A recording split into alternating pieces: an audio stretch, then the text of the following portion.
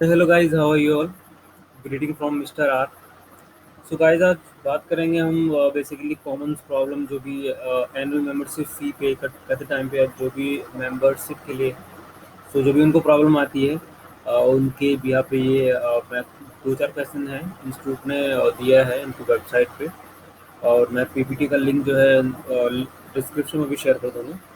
Right, कि complete information आपको कहाँ से मिल सकती है, यहाँ से मैं आपको ब्रीफ कर देता हूँ। राइट, सो चलते हैं।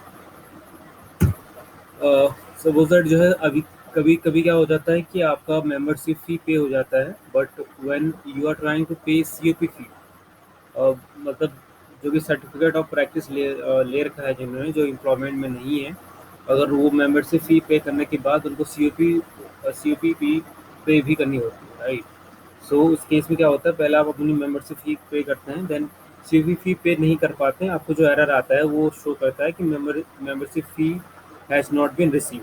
राइट, आपके अकाउंट से कट चुका है, आपको रिसीव भी मिल चुकी है, लेकिन फिर भी शो करता है कि membership fee has not receive. ठीक है।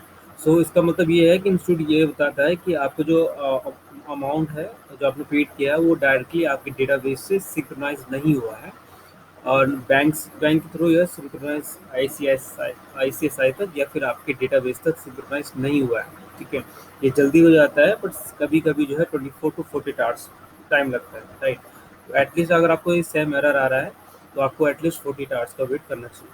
राइट, देन सेकंड प्रॉब्लम ये आती है कि I have submitted the fee but it's not showing in my account. आपने मेंबरशिप फी पे कर दिया है बट आपको शो नहीं कर रहा है। इसके मैनी रीज़न हो सकते हैं। एक रीज़न इससे पहले जो मैंने बताया, इसके अलावा जो है the payment have been failed once in a while, the transaction failed on the receiver side but the payment gets debited from the user account. In such case the amount gets automatically refunded the bank within 2-3 working days.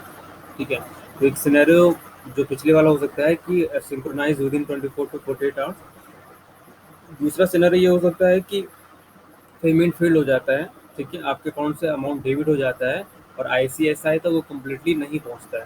Right, तो इस case में जो है आपको अपने आपको जो amount automatically refund हो जाएगा with in 2-3 working days.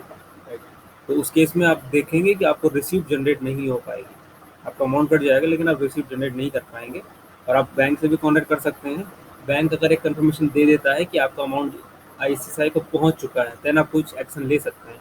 But अगर बैंक ये कहता है कि आपका अमाउंट आईसीआईसीआई तक नहीं पहुंचा है बट अमाउंट कट गया है, राइट, कुछ टेक्निकल ग्लिच या फिर कुछ भी हो सकता है, वेबसाइट का इशू हो सकता है, बैंक का इशू हो सकता है, सर्वर का इशू हो सकता है। राइट, तो उसकी वजह से जो है अगर आपका अमाउंट फेल्ड हो गया है तो घबराने वाली कोई भी बात नहीं है, with in 2 to 3 working days में आपको रिफंड हो जाएगा। ठीक है, चलते हैं नेक्स्ट नेक्स्ट पे।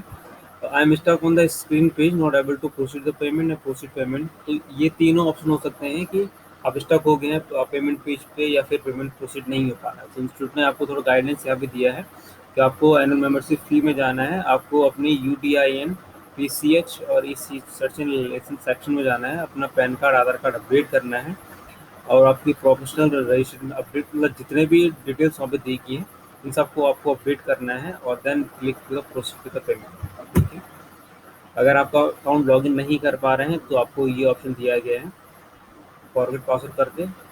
ठीक है, मुझे पाइसी ऐसा करके आप जो है अपना ID एंड पासवर्ड दोनों ही ले सकते हैं। ठीक